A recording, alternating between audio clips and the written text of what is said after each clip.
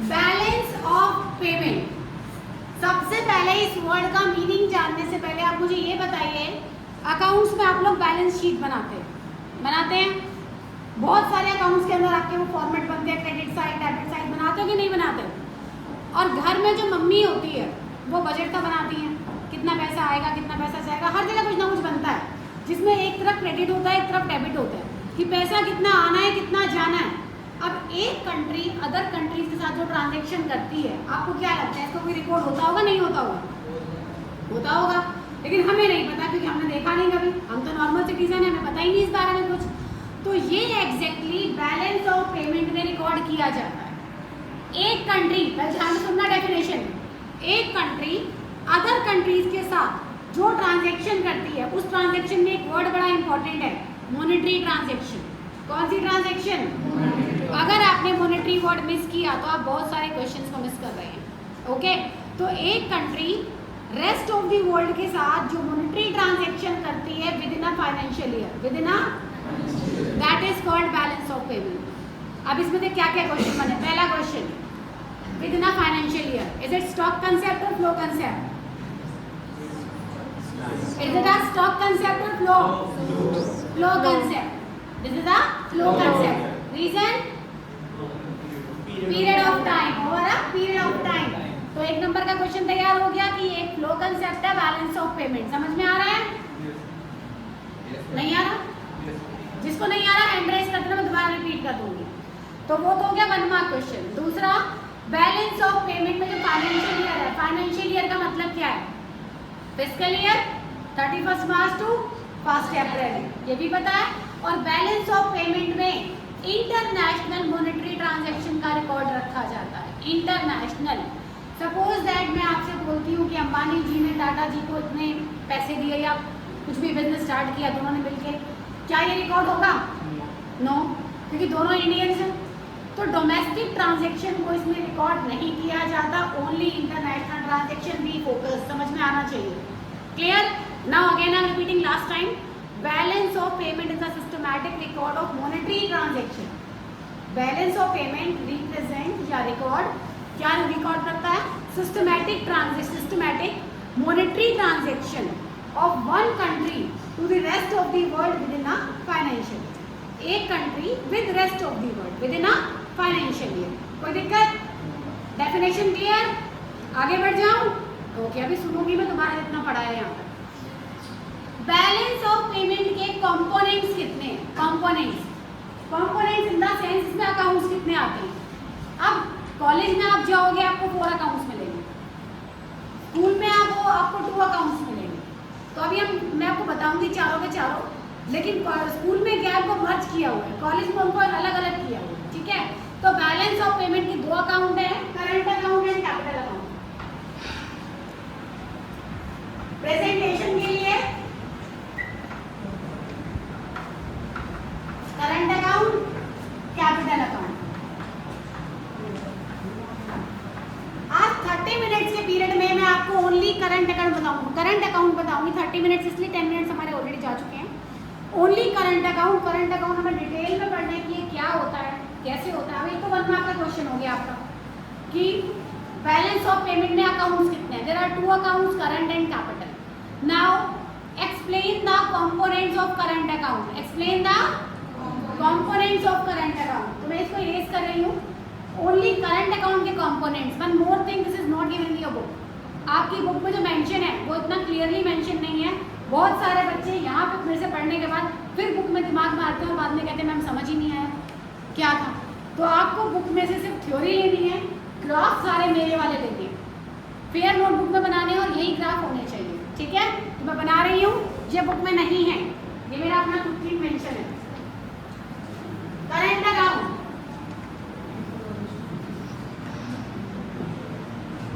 सबसे पहले current account के अंदर 3 कंपोनेंट्स हैं, 3। इसको लर्न करने का बेस्ट तरीका है, करंट अकाउंट के 3 कंपोनेंट्स के नाम है जीएसटी। जिसमें से जी का मतलब आप सभी जानते हैं, एस का मतलब भी सभी जानते हैं, टी का मतलब नहीं जानते हैं। जी का मतलब है ये तो जीएसटी में होता है, क्या होता है? गुड्स, एस का मतलब सर्विसेज, टी जो है वो नहीं है यहाँ पे। यहाँ पे टी का मतलब है ट्रांसफर्स, ठीक है। तो ये गुड्स है, ये सर्विसेज है, ये ट्रांसफर्स है, ओके। अब मैं इसको एक एक करके एक्सप्लेन करूंगी। इसमें मिनिमम 10 to 15 MCQs है इस फ्लो चार्ट के अंदर। करूँ एक्सप्लेन? First, goods. इसको किस किस नामों से बोला जाता है जिससे बोर्ड में गलती ना हो? इसको ऐसे ही बनाना, बिल्कुल गलती नहीं होगी। Export minus import, export minus import of goods. Export minus import को क्या कहते हैं? Net exports. और जो गुड्स है वो विजिबल होती है, इसलिए इसका एक और नाम है विजिबल ट्रेड। इसको बैलेंस ऑफ ट्रेड भी कहते हैं, BOT, बैलेंस ऑफ ट्रेड। और इसका एक और नाम है मर्चेंडाइज ट्रेडिंग।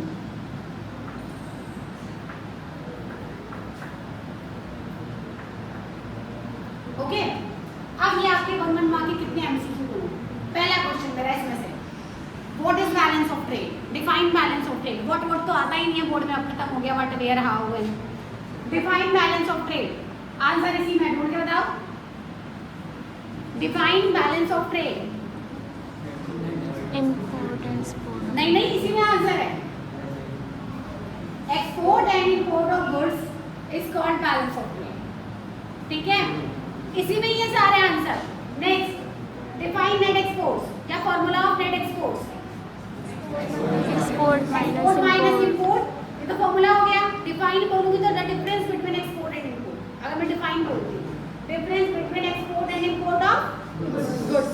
ये बार मैं गुड्स पे फोकस इसलिए कर रही हूँ क्योंकि बच्चे 100% लिख के आएंगे export and import of goods and service. उनका माइंड सेट होता है, पता नहीं क्यों होता है कि गुड्स एंड सर्विस साथ में ले लो। Only goods, no services. Next, visible trade. Again, export and import of goods is called visible trade. Balance of trade, again merchandise trading. Export and import of goods is called merchandise trading. तो ये नाम थे सारे अलग अलग, चीजें एक ही, answer same निकले सब में। डिफरेंट आंसर था क्या कहीं भी? सेम था। ये 1 मार्क के मैं भी सुनूंगी, देख लो सारे अच्छे से। क्लियर है? कोई दिक्कत? आगे बढ़ जाऊं? अब आ जाओ सर्विस पे। सर्विस पे आ जाओ? नहीं, अभी नहीं, वापस ही। अभी आपको क्या लग रहा है पूरा हो गया? नहीं। अब इसमें एक और क्वेश्चन, ये क्या है? बैलेंस ऑफ ऑफ ट्रेड, है ना। और अभी जो मैंने चैप्टर स्टार्ट किया था, उस चैप्टर का नाम क्या है? बैलेंस ऑफ पेमेंट को शॉर्ट फॉर्म में क्या कहते हैं? है ना। अब मेरा एक क्वेश्चन, इन दोनों में डिफरेंस बताइए। 3 मार्क्स का डिफरेंस बताइए, difference between BOP and BOT। देखकर बताना है, आपको कुछ नहीं करना। देखकर आपको जो समझ में आया अब तक वो बताओ। कुछ तो समझ में आया होगा। अच्छा, बैलेंस ऑफ ट्रेड में ट्रेड को रिकॉर्ड किया जाएगा, export and import of goods को रिकॉर्ड किया जाएगा। बैलेंस ऑफ पेमेंट में मॉनेटरी ट्रांजैक्शन का रिकॉर्ड रखा जाएगा। वेरी गुड, एक डिफरेंस हुआ। दूसरा,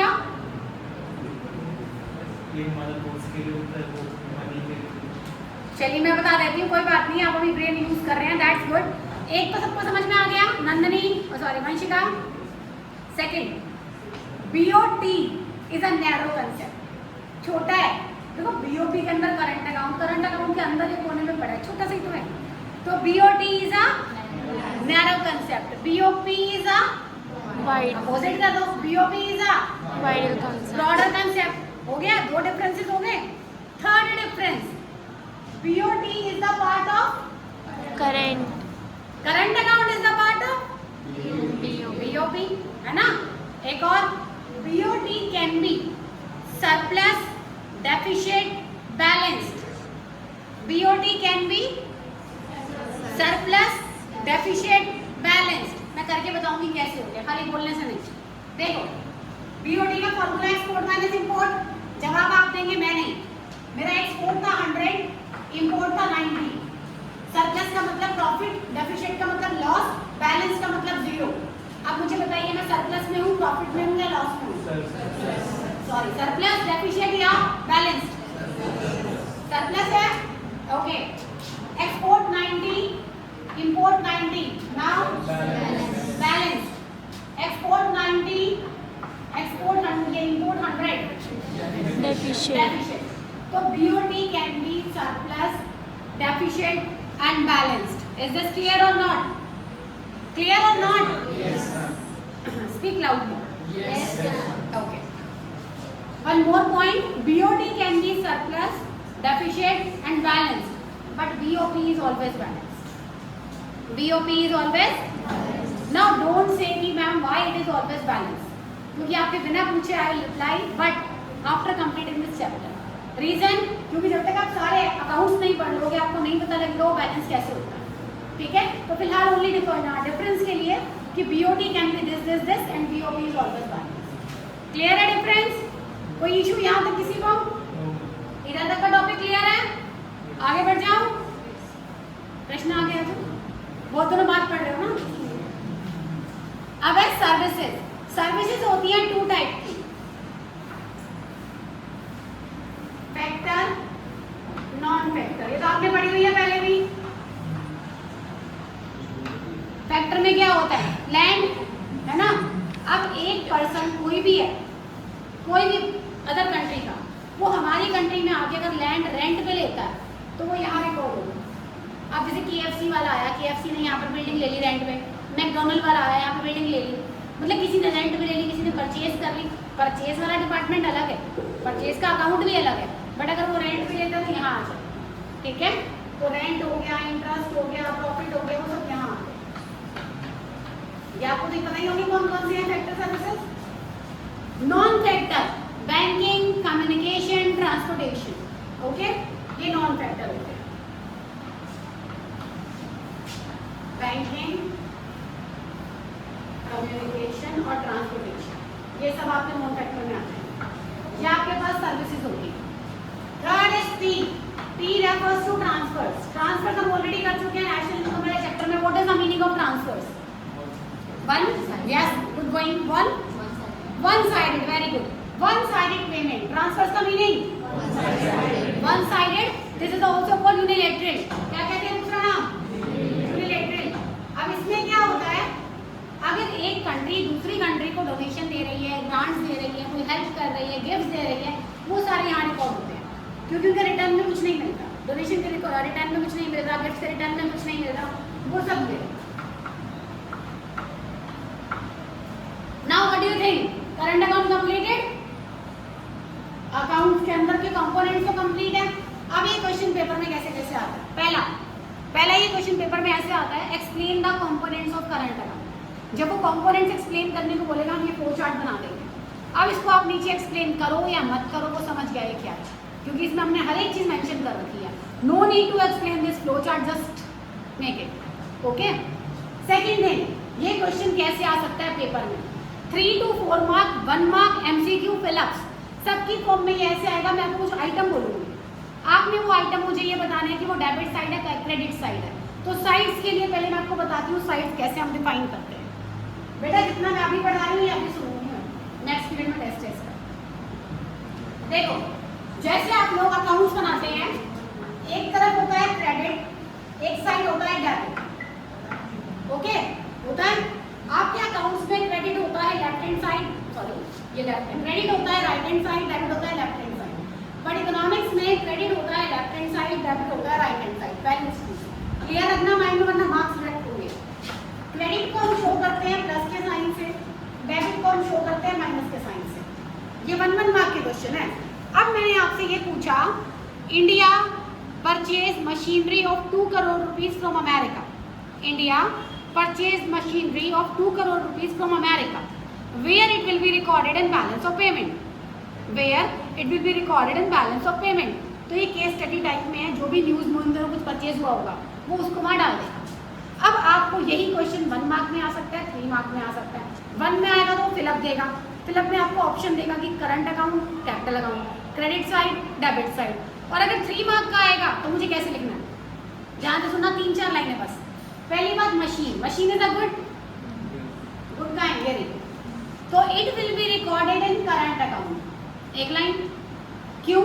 because machine is good. Then you are buying machinery, you are paying for it. That means outflow of money. Money का आउटफ्लो हो रहा है. मैंने पहले कहा था मॉनेटरी ट्रांजैक्शन रिकॉर्ड होती है, तो मनी का आउटफ्लो हुआ. जब मनी बाहर जाती है डेबिट साइड, अगर मनी का इनफ्लो होता है तो क्रेडिट साइड, मनी का आउटफ्लो होता है तो debit side. And also it will be denoted by negative sign. It will be denoted by, तो आपकी क्या क्या लाइन? फर्स्ट अकाउंट, अकाउंट में कहाँ पे आएगा वो. नेक्स्ट इनफ्लो और outflow of money. After that side credit और डेबिट. डेबिट है देन साइन पॉजिटिव और नेगेटिव. हो गया 3 में. अब मैं पूछूं कुछ क्वेश्चंस, देख के तो बता सकते हो. Sri Lanka purchased eggs from India. Sri Lanka purchased eggs from India. भूमिका बताइए. क्रेडिट साइड और बस कुछ भी नहीं. Current account, positive side, inflow और आउटफ्लो ऑफ मनी. इनफ्लो क्योंकि हमने सेल किया तो पैसे आएंगे ना. Focus on money. कई बच्चे कहते हैं मैम मशीन तो आ गई ना. अरे फोकस ऑन मनी कि पैसा आया या पैसा गया. ओके. नेक्स्ट, इंडिया ने कोरोना टाइम में श्रीलंका सॉरी अमेरिका को जो मेडिसिन थी ना उसमें हेल्प की थी, मतलब मेडिसिन प्रोवाइड की. कहाँ आएगा? भवजीत. भवजीत नाम बदल लिया. ट्रांसफर्स में आएगा और डेबिट. बिल्कुल सही, वेरी गुड. आया समझ में?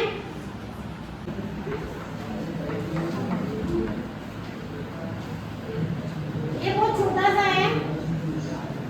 कैपिटल अकाउंट में क्या होता है कि बच्चों को ना जो अकाउंट्स के स्टूडेंट्स हैं, अब इकोनॉमिक्स के अंदर अकाउंट्स तो ऑब्वियसली है ही है, तो अब अकाउंट्स वाले बच्चों का माइंड सेट हो गया कैपिटल रेफर्स टू मशीनरी. अभी मैं आपसे पूछूं कैपिटल, आप बोलोगे कैपिटल का मतलब मशीन. और अभी आप कहोगे कि मैडम मशीन तो आपने करंट अकाउंट में करवा दी, फिर कैपिटल में कैसे आएगी, है ना. तो इसके लिए मैं आपको एक ऐसी लाइन बता रही हूँ जो बुक में नहीं है, ध्यान से सुनना, जिससे हम करंट और कैपिटल अकाउंट दोनों को डिफरेंशिएट इजीली कर सकते हैं. Capital account, in capital accounts goods do not cross the border. Goods do not cross the border. Okay. जो कंट्री का बॉर्डर होता है ना, वो एक कंट्री का जो बॉर्डर है वो क्रॉस नहीं करेगा. किस में नहीं करेगा? Capital account. करंट अकाउंट में गुड्स बॉर्डर क्रॉस करेगी. अब इंडिया ने मशीन परचेज की है तो ऑब्वियसली वो यहाँ लाएंगे, तो बॉर्डर क्रॉस हो गया तो करंट में जाएगा कैपिटल में जाएगा? करंट में. ओके. अब इंडिया ने फॉरेन में जाके लैंड परचेज किया तो वो लैंड उठ के यहाँ आएगा. बॉर्डर क्रॉस हुआ नहीं, तो वो कहाँ जाएगा? कैपिटल अकाउंट में. तो कैपिटल अकाउंट और करंट अकाउंट का डिफरेंस आप ये भी लिख सकते हो, which is not given in book. In current account goods cross the border, in capital account goods do not cross the border. एक डिफरेंस और मिल गया. One more line. In capital account only ownership changes. Paper पे नाम बदल जाता है बस, और चीज़ जो है उसकी हो जाएगी जिसने परचेज की, बट वो गुड्स वहीं की वहीं रहेगी. अभी आप लोग यहाँ बैठे हो, अभी अंबानी जी के बेटे की शादी में लोगों ने उनको फॉरेन कंट्री के अंदर किसी ने फार्म हाउस गिफ्ट किया, किसी ने फ्लैट, किसी ने बंगला दिया, बहुत कुछ दिया गया. क्या वो सब चीज़ें उठ के यहाँ जाएंगी? नहीं आएंगी. ओनली पेपर पे ऑनरशिप चेंज हो जाएगी, ऑनर का नेम चेंज हो जाएगा. ठीक है. यहाँ पर आप लोग बैठे हो, यहाँ बैठे बैठे आप बाहर से कुछ भी परचेज कर लो. गुड्स लोगे तो वो आ जाएंगी, असेट्स लोगे तो वो नहीं आएंगी. डिफरेंस समझ में आ गया? अब कैपिटल अकाउंट के कंपोनेंट्स कितने हैं? कैपिटल अकाउंट के 2 कंपोनेंट्स हैं. वन मोर डिफरेंस, एक और ध्यान से सुनना. पहला, current account goods cross the border, capital account goods do not cross the border. Current account there are 3 components, goods, service and transfers. Capital account लक्ष्य है. Capital account there are only 2 components. नाम सुनेंगे components का. Investment and borrowings. अब ये भी आप college जाएंगे तो ये भी थोड़ा और डिटेल में हो जाएगा, बट स्कूल में अभी इतना ही. ठीक है. तो कैपिटल अकाउंट के 2 कंपोनेंट्स है, करंट अकाउंट के 3 कंपोनेंट्स है. डिफरेंस समझ में आ रही है ना? साथ साथ 2 डिफरेंस याद भी हो गए होंगे. इन्वेस्टमेंट, इन्वेस्टमेंट की है 2 पार्ट्स. एक है एफडीआई एक है FII, फॉरेन डायरेक्ट इन्वेस्टमेंट, जैसे लैंड परचेज करना तो वो डायरेक्ट हो गया, foreign direct investment, foreign institutional investment, इसके दो नाम और भी हैं, पोर्टफोलियो इन्वेस्टमेंट, पोर्टफोलियो, और share market investment, share market. अब एक बात बताओ मुझे, आप लोगों ने अकाउंट्स में शेयर्स के बारे में तो पढ़ा हुआ है, आप जिस भी कंपनी के शेयर परचेज करते हो तो क्या उस कंपनी का उतना हिस्सा आपके घर पहुंच जाता है? वो तो वहीं रहता है जहाँ पे है। अभी आप लोग इंडियंस फॉरेन कंपनी के शेयर परचेज करते हो तो क्या वो आपके घर आ जाएगी उठ के? वो तो वहीं रहेगी, आपके पास ओनली शेयर्स आ रहे हैं ना। तो ये इन्वेस्टमेंट टू टाइप की होती है, FDI foreign direct investment, FII foreign institutional investment which is also called portfolio investment and share market investment. दो नाम है इसके, ध्यान रखेंगे, और पेपर में नाम पोर्टफोलियो आता है ज्यादातर, जो क्वेश्चन आएगा वो पोर्टफोलियो के नाम से आएगा, ठीक है। अगेन क्रेडिट और डेबिट साइड, क्रेडिट और डेबिट। बेटा इंडिया ने एप्पल कंपनी के शेयर परचेज किए, इंडियंस ने एप्पल के शेयर जितने भी परचेज किए, मतलब debit side credit side, debit side because of the outflow of money, debit side negative sign, capital account, FII। Clear? कोई दिक्कत? देवांश आ गया? नहीं आया? आ गया। नेक्स्ट बोरोइंग, एक कंट्री अदर कंट्रीज से बोरोइंग करती है। बोरोइंग है टू टाइप की, एक होती है असिस्टेंस बोरोइंग जिसमें रेट ऑफ इंटरेस्ट कम होता है, और एक होती है कमर्शियल बोरोइंग जिसमें रेट ऑफ इंटरेस्ट ज्यादा होता है। तो इससे आपको कोई वो नहीं है, बस ये बोरोइंग्स है। अब इसमें भी सेम, आप बोरो कर रहे हो तो मनी आ रही है, मनी जा रही है, मनी आ रही है, जा रही है, तो credit side debit side, credit side debit side, फिर debit credit, very good, positive. आप करो फोकस पैसे पर, अभी दिमाग में ये जोर मत डालो कि लायबिलिटी चढ़ रही है, वापस करने हैं, वो बातें सिखाऊंगी मैं बाद में। फिलहाल आप मुझे बताओ कौन सी साइड? क्यों?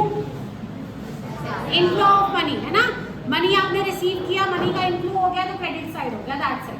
तो अगर आप बोरोइंग करते हैं, मनी आती है तो क्रेडिट साइड। बोरोइंग का अपोजिट क्या होता है? बोरोइंग का अपोजिट बताइए। Lending, very good. बोरोइंग का अपोजिट? क्योंकि कुछ बच्चे बोरोइंग का मतलब उधार देना होता है और बोरोइंग का ही मतलब उधार लेना होता है। वो कहते हैं भाई मैंने बोरो कर लिया, उधार ले लिया, मैंने बोरो दे दिया। तो बोरो का अपोजिट क्या होता है? लैंडिंग। कौन सा वाला लैंडिंग? लैंडिंग। अभी एक कंट्री ने लैंडिंग किया तो credit side debit side, India land money, India land money, debit because of the outflow of money. Clear? अब मुझे बताइए कैपिटल अकाउंट क्लियर है? छोटा सा था, वो बड़ा था। One more question, difference between current account and capital account. अब ध्यान से सुनना, दो डिफरेंस तो ऑलरेडी कर चुके हैं। पहला difference, current account goods cross the border, capital account goods do not cross the border. Second, there are 3 components under current account, goods, service and transfers. There are 2 components under capital account, investment and borrowing. दो difference. तीसरा, if you purchase the land, it will be recorded in capital account, ठीक है। और अगर आप land purchase ना करके rent पर लेते हो देन करंट अकाउंट, ठीक है। क्यों? क्योंकि आपने रेंट पे लिया, रेंट एक सर्विस होती है, सर्विसेज कहाँ रिकॉर्ड होती हैं? Current account. तो ये आपने ध्यान रखना है, जहाँ आपको कंफ्यूजन होगी, आपने मनी बोरो किया तो कहाँ पे आएगा? मनी बोरो किया, कैपिटल अकाउंट। आपने बोरोड मनी पर इंटरेस्ट पे किया, करंट अकाउंट। कहाँ जाएगा? Current account, because interest is service. Okay, तो यहाँ पे आपसे गलतियाँ होंगी छोटी छोटी, क्योंकि आपसे अगर पूछा जाए कि इंडिया ने IMF से 2024 में इतना मनी बोरो किया, उसके बाद उस पर इतना इंटरेस्ट दिया, तो where it will be recorded. तो आपके माइंड में क्या आएगा कि बोरो किया ना, कैपिटल अकाउंट डाल दो। बट वो बोरोइंग नहीं पूछ रहा आपसे, वो तो हो चुकी है, वो उस पर इंटरेस्ट पूछ रहा है, तो interest will be recorded in current account. Clear? उसके बाद फ्यूचर क्लेम किस में होते हैं? करंट अकाउंट में, कैपिटल अकाउंट में? फ्यूचर क्लेम्स कैपिटल, क्योंकि आपने आज शेयर परचेज किया तो फ्यूचर क्लेम करोगे ना। करंट अकाउंट में फ्यूचर क्लेम्स थोड़ी है, करंट अकाउंट में तो इंस्टेंट है, ऑन द स्पॉट है, आपने पेमेंट किया और गुड्स ले लिया। तो फ्यूचर क्लेम्स कैपिटल अकाउंट में होते हैं, करंट अकाउंट में नहीं है। ठीक है? और भी पॉइंट्स बन सकते हैं, माइंड ब्रेन यूज करेंगे।